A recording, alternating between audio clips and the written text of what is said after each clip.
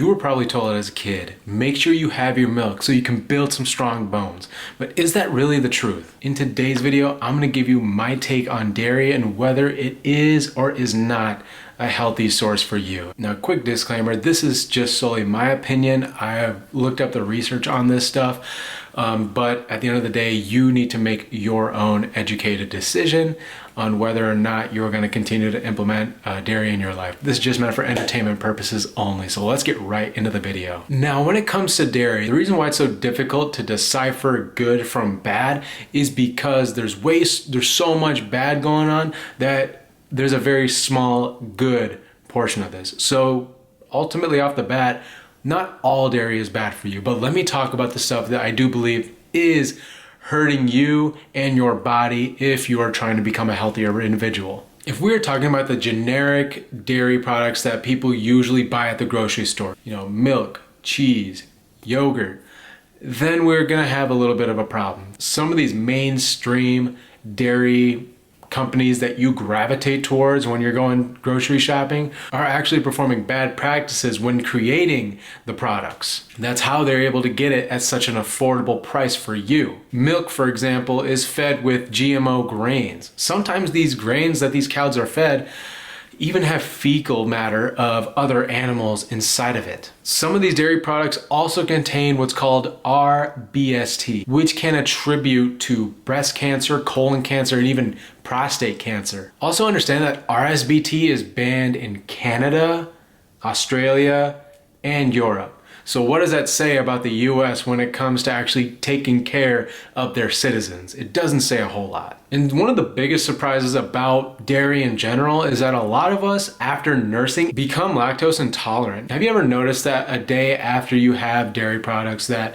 maybe you feel a little bit bloated? Maybe you feel a little uneasy in your stomach. Well, that could be a sign that you are lactose intolerant, or you could even have a casein allergy. Casein is the protein that's found in dairy products specifically, and you might not even know that. And I must say the worst dairy product out there, and this probably goes without saying, most of you guys probably know, is ice cream. So the reason being, ice cream is pretty straightforward. A lot of fat, not very healthy fat, but then you also have the sugar inside of ice cream that really messes up with our insulin, and we know the detriments that can happen when our insulin is out of whack. We get diabetes, and ultimately that can lead to even more chronic illnesses that I won't go into in this video. Now, like I said at the beginning of the video, there are still good dairy products out there. What should you be looking for if you still want to continue to eat dairy, but not have the negative effects that a lot of the mainstream products out there do cause? Here's how you can tell. The first thing is a product that is 100% grass-fed. This goes for products like butter and ghee. If you see 100% grass-fed, you can be assured that this is not gonna have any of those antibiotic feeds or with any of that fecal matter. It's gonna be 100% grass-fed, very, very healthy. On top of that, you'll notice that the butter or the ghee is actually gonna be darker than, say, an original stick of butter that you might get from one of the mainstream ones. That's how you know it's very, very good. Also look for RBTS-free packaging.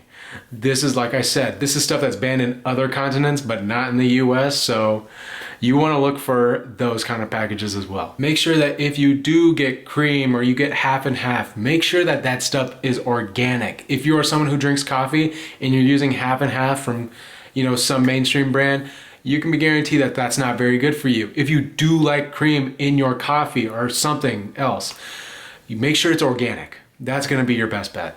And if you're gonna go the cheese route, make sure that your cheese is raw. You never want that packaged cheese, the shredded cheese that you see most of the time in the grocery store, because that's very, very processed and is not gonna be good for you. You want raw.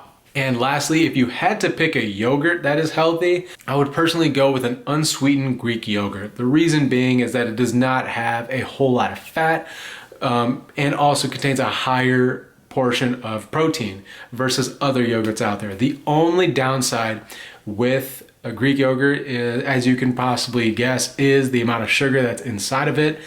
It's still not the healthiest option, but it's better than a lot of the other ones that you're going to see out there. Just make sure you're not having the the Greek yogurt that's flavored with all the sugars and the raspberry, the strawberry, all that stuff.